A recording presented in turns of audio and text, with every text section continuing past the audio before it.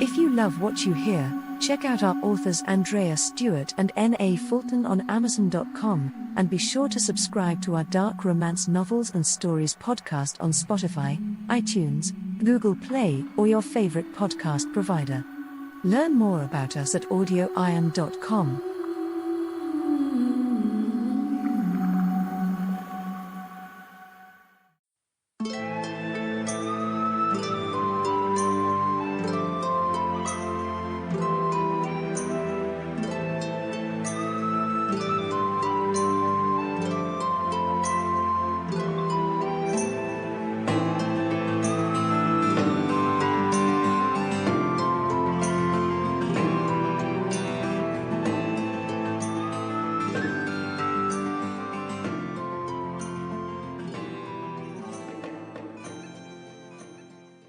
Chapter 19.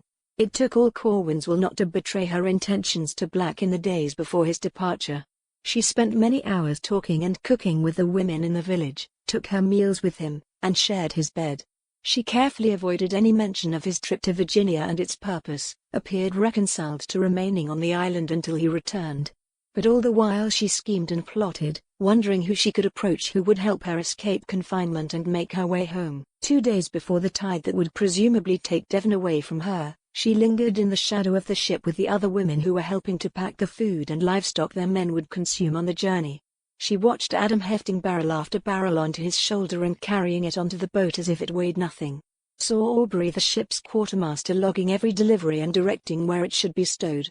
After a great deal of consideration she approached Adam as he crated small barrels of salted meat into a large wooden box that could stow more easily aboard. "I need your help," she said, touching his arm. They had spoken not at all since he had carried her from Dujoel's house so many months ago. In that time she had come to realize it must have been him who treated her after the beating, and that he had taken what steps he was able to protect her when he could. If any man on the ship could understand her fierce determination not to be held captive, it must be him. Thus she did not quail when the half-naked giant stood up straight and looked down on her. "I am to bear a child," said Corwyn simply. "When this ship makes port in Virginia I can go to my brother who will return me to England. Will you help me escape?" Adam did nothing for a long time, then looked up at the ship. Black was working to rig the freshly mended sails. Corwyn knew Adam was thinking of all he could lose if his part in her disappearance was discovered. "If you wish to come with me to Virginia, my brother will reward you for helping me." Adam looked back to her and shook his head sharply as if the offer were an insult. "I'm sorry. I meant only that I know I am asking you to take a grave risk." His expression softened a little and he nodded.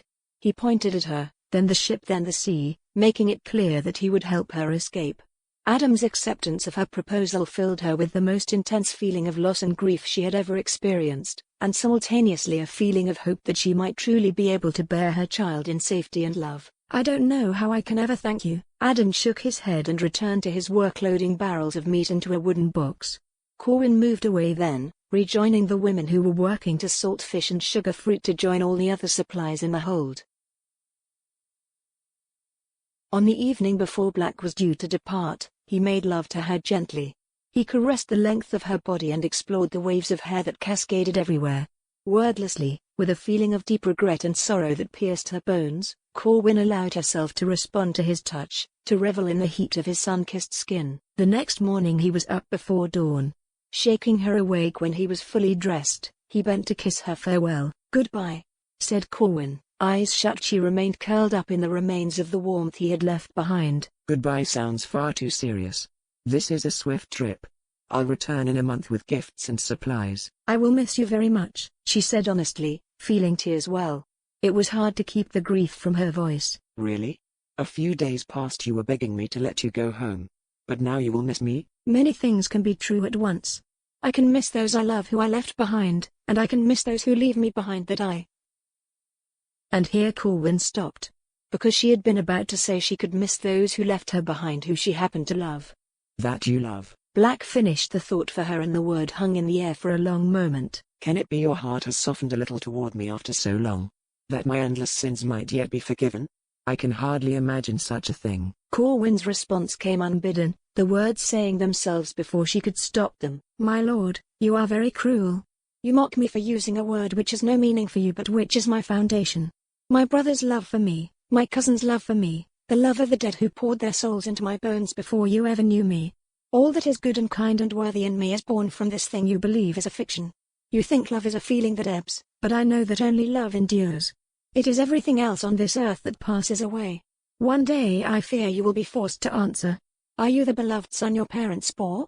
Or are you the monster your uncle made you? She sat up to look at him, saw the startled look on his face, and something very like shame wash over him. He looked, for a long moment, as if he were a child of 6 or 7 caught out for lying. But then his expression became sardonic and a little cold. Well, when I return you can school me further, my lady. Who knows but that you may yet teach me the error of my ways. And then he was gone, striding from the room as if she had ceased to exist and he had the world to conquer. It took Corwyn a long moment to recover from the dressing down she had given him, but then she realized her words were fitting. When he found she was gone in a month or so, perhaps he would recall her words and would consider building his life on love and the future rather than remaining in a life forged in the fires of hate, abuse, and revenge. To avoid thinking of a woman who might one day have a Devon Black who loved her, Corwyn flew from the bed and struggled into the breeches and shirt she had filched from an old trunk of clothes. Black and she both had new lives to begin. Black's 2 trunks were stacked at the foot of the bed, waiting for someone to collect them. Corwyn exited into the hall and darted into the room next door. She retrieved a cask Adam had procured for her last night. Though it was small, she had already tried the fit, and she knew she could comfortably remain within it until she was safely in the hold. A mallet waited inside, so she would require no help getting out. Rolling the cask into the hall, and then into Black's room, Corwyn stumbled into Adam, obviously concerned that she wasn't there to meet him. He helped her into the cask and tapped the lid loosely into place. He made sure that the 2 air holes bored in the top were unobstructed, lest she suffocate during the trip to the ship. Then, Corwyn heard him pick up the first trunk. In a moment he was gone. He returned for the second trunk, and then after a long wait, he came to collect her. Unable to see anything from the cask, Corwyn felt herself carried to the bay where the ship stood ready to sail on the next tide. As she was carried up onto the ship she heard Aubrey the quartermaster say, "Put her in the small hold with the fine goods and mind nothing else gets put on top." Corwyn's heart leapt as she realized she had more than one Confederate aboard the ship. Black's first mate and quartermaster was helping her to escape as well. She wanted to weep with relief and with sorrow all at once.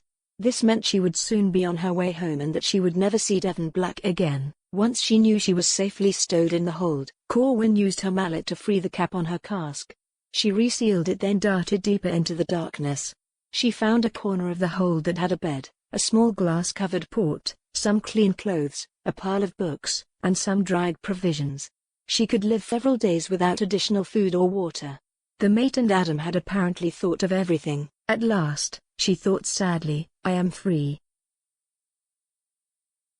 Maya knelt before the cook fire, knees brushing the uneven stones that surrounded the pit, dark hair swinging dangerously close to the flames that licked the hanging cook pot. She ladled a stew of rice, beans, corn and salt pork out of the pot and onto the pair of trenchers that waited by the fire. Then she slid the pot to the side of the pit. She used a stick to expose a broad flat rock lying under the red coals. A wooden bowl to her right contained a flour, water and fat mixture. Taking a piece of the sticky dough she dabbed at the rock, removing dirt and soot from its surface. Moments later she was cooking flat cakes by pressing the dough into the hot stone. When she had finished the task, she piled more wood onto the fire so it would burn until morning. Ben marveled at her expertise. She was so young, and yet she managed the preparation of the food as if she had cooked 1,000 times in this fashion.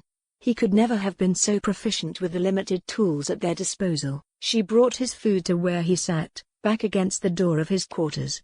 The rest of the guards shared dinner, rum and women at a common cook fire, but he and Maya always ate apart. "How did you learn to cook this way?" he asked as she sat down beside him. "This how my people cook," she said after a moment.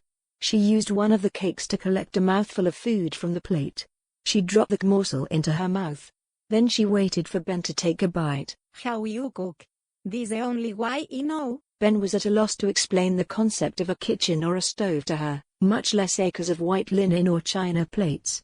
Obviously leavening bread with yeast, baking foods in an oven, even the use of eating utensils would be foreign concepts. He finally smiled. "It is not important," he said. She nodded, as if easily accepting his dismissal. For a time they ate in silence, watching the sky fade from red and blue to black. When they were done eating, she collected his trencher and placed it near the fire, then came to sit beside him again. After a little time she said, "I practice today." Ben looked down, noting that the firelight colored her skin a rich gold and her eyes sparkled with its light. She was quick, incredibly so, and already spoke English as well as any man on the plantation. He nodded. "I have mother and father. I have 3 brothers. I have 5 sisters. I am girl. I wear dress. I eat food. I run fast." She turned to him for confirmation. He nodded and said, That is very good. What do you want to know today? Yesterday they had discussed their families. She had learned about his parents and Corwyn. He had learned about her family. She had been captured on the coast as she was fishing. Ben had tried to explain that he had been captured while searching for his sister. "Tell me more about your land. About the girls," she said, putting her head against his shoulder. Ben sighed. It was always so difficult to explain things to her. Things were different here, incomprehensibly different. His stories might have been in ancient Greek for all the sense they must have made to her. But still she wanted to hear them. And the nights here were so long, so lonely, it made no sense not to talk when she was so eager to learn. "Do they look like you? They have pale skin and pale hair like me, but the rest looks like you. Do they have hair on their faces?" No, their skin is smooth, like yours. He could still remember how she marveled at his facial hair.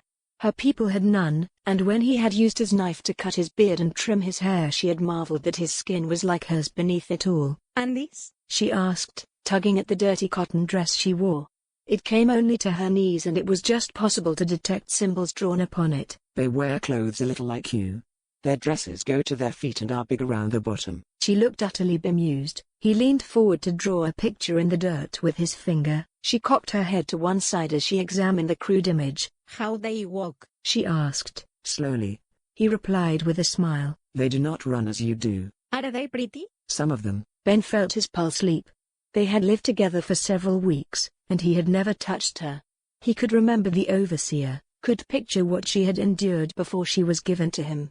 He did not want to be one of the human animals to whom she submitted herself, did not want to do anything that might result in his child being born a slave. "I am pretty." She lifted her eyes to his. Yes. You are very pretty. He did not know what else to say. She nodded as if affirming his words. They sat in silence for some time until they saw Manny emerging from the darkness. Without appearing to hurry, Maya rose and entered the cabin. "English you smart. Today we work fast with less men," said Manny as he approached. He had put on more weight with his new position, calves becoming as thick as tree trunks, arms growing more massive by the hour. He was stronger too, often competing with other guards in wrestling matches that lasted late into the night. Thank you, said Ben. It was no surprise to him that with a malnourished and sickly workforce, a day or two of rest each week would result in increased productivity. "You tell Hans to move the men." Manny threw himself down onto the ground at Ben's side. I wanted to put the sick ones together, said Ben. He had thought long and hard about this decision. Sick men sharing such tiny quarters were guaranteed to share contamination. On the other hand, it would give the men who were well a better chance at survival. He had noticed that the coughing sickness seemed to leap to any man that shared quarters with someone who had it. The others will not get sick so quickly. They will live to work for more time. "Clever English," said Manny. "and we no more feed the sick ones." Ben felt a jolt of fury, worked hard to master it before he spoke. No. We feed them and make them work less. "No," said Manny, wrinkling his brow. If we feed them and they get better, we get another strong worker. Ben spoke slowly, though he thought his reasoning should be obvious to the most stupid of men. It costs less to make them well than to buy new ones. Manny shook his head. "You crazy English." It is like horses. Our men are well trained and hard to replace, Ben said through gritted teeth. It was hard to believe that common livestock were treated better than men here. Livestock cost more. After all, there were always more Indians to be captured, and a half-dozen black men cost far less than a good horse which might cost months to procure. "We try," said Manny, struggling to his feet. "It no work, but we will try." When he was standing, he gave Ben a proprietary look. "You smart man English. Weak, but smart." Then he strode away into the night, walking toward the fire closest to his little house. Ben rose and entered his own cabin. He walked a tightrope here, unwillingly responsible for slaves whose condition he found abominable. On one level he was their advocate and their benefactor, On another he was a conspirator participating in their imprisonment. Sooner or later he would be put in a position where he would have to sacrifice either his comfortable position here or his own humanity. He removed his shirt and lifted the thin blanket that covered Maya. She was nude, long body and well-formed limbs brown against the cotton sheet. Her eyes were open, watching him. Ben felt his pulse race as he examined her figure, the small breasts, slender hips. He wanted her, wanted to descend into the heaven of her body and never emerge. He had never wanted a woman so much. He dropped the blanket and stepped away. Maya watched him. I do not want this, he said, meeting her eyes. She was silent, still watching him. I like you. You are pretty. We are friends, but I will not touch you this way. He realized that his voice was harsh and saw the hurt in her eyes. It is not safe, he said. Maya looked confused. He held his arms as if cradling a child and shook his head. He saw comprehension come into her eyes, watched her tears stop. He lay down on the hard floor beside her, reached under the thin blanket and took her hand. How hard it was not to tell her that he loved and admired her. How hard it was not to prove it with his body. Only the knowledge that neither of them had a future here could prevent him. Corwyn stood on the deck dressed, for the first time in many weeks, like a respectable woman. The undergarments, crinolines and heavy dress felt awkward after so many months spent wearing practically nothing at all. Like everything else she had experienced since her escape from Black, her clothes were going to take some adjustment. Aubrey had managed her transport from the ship via a dinghy, hiding her in one of the barrels he was ostensibly planning to fill with fresh water. He had subsequently hired a horse and then carried her before him to the Navy shipyard where he left her a few streets from the gate where she could beg admittance. Aubrey then had handed her a pouch filled with heavy gold coins. When she had tried to thank him he had said, Please do not. It has taken me too long to do what I should have done months ago. And in doing it I betray a man who has saved my life 1,000 times. Go in peace, girl.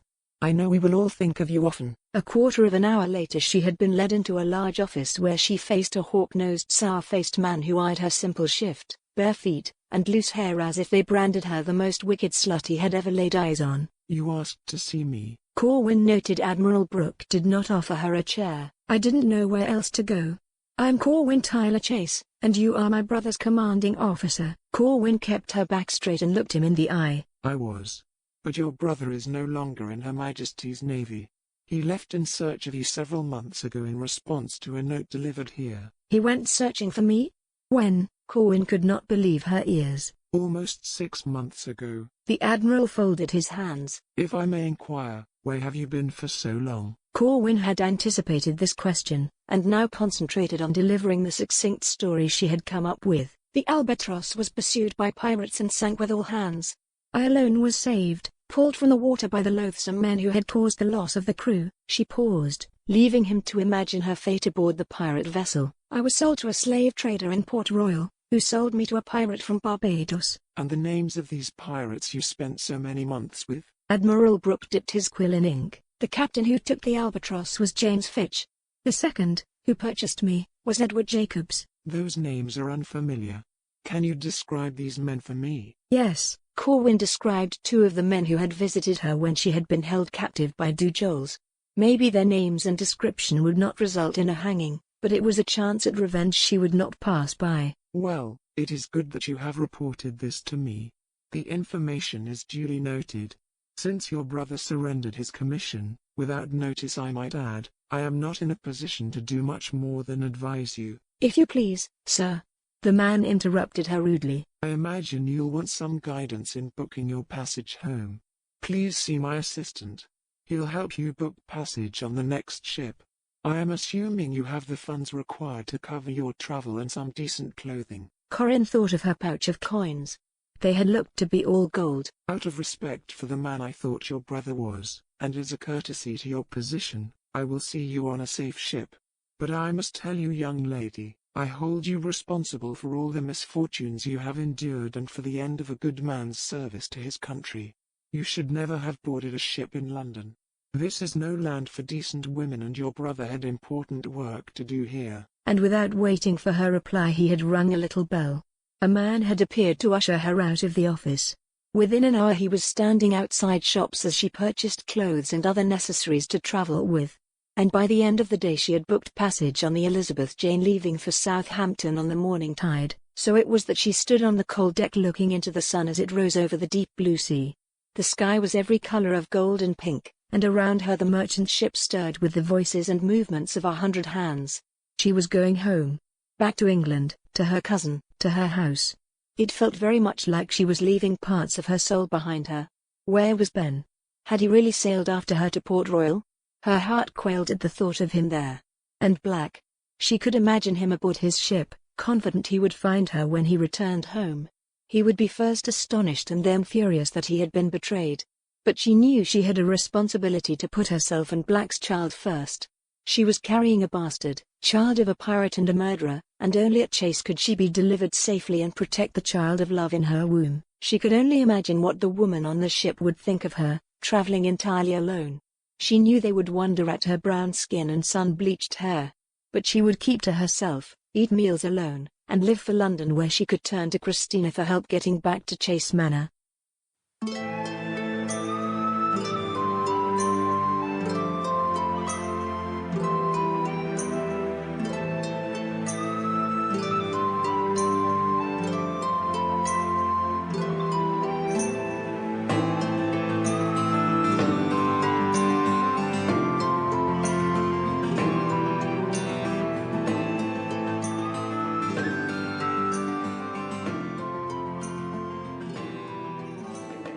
Pirate's Desire by Andreya Stuart. Voice recording copyright 2020 by Nancy Fulton. All rights reserved. Music by Alexander Schweif, licensed from Pond 5.